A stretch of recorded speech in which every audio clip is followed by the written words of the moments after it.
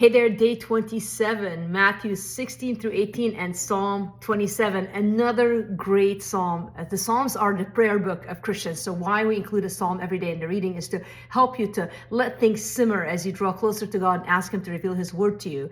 The chapters in Matthew, man, they are getting more and more challenging as Jesus gets closer and closer to the cross. And we see really two groups of people forming.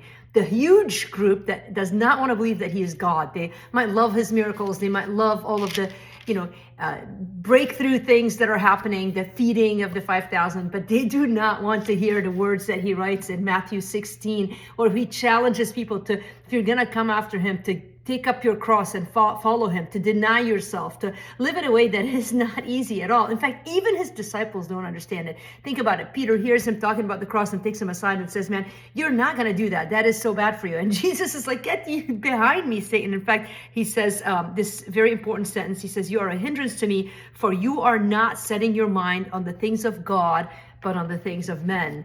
And isn't this what the struggle in life? We're constantly battling to see things from God's perspective. We see life from our perspective. We measure outcomes and all of the things that we want in life by what the world tells us is successful and right. And what God's word says is there's a different standard. What Jesus teaches is that in order to see God, you've got to get up on the mountain alone with Him. So the Transfiguration is a huge peak in the 3 chapters that we read today. The Transfiguration is another moment where God says, this is my beloved Son. He's not like Elijah. He's not like John the Baptist. He is the truth.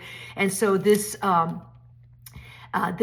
tension is growing as we get closer and closer to the cross. And we see the disciples trying to live the Christian life, but their faith is weak, so they can't see the healings that Jesus is doing. And this is challenging to us today. How do we live in a way that is supernatural and love people in a supernatural way? In fact, the end of Matthew 18 talks to that effect, where Jesus says, here is forgiveness. You have been forgiven much. If you can't forgive others, then you don't know anything about Christ's forgiveness. And so really a challenging reminder that the call of Jesus will impact every aspect of your life and will cost you everything.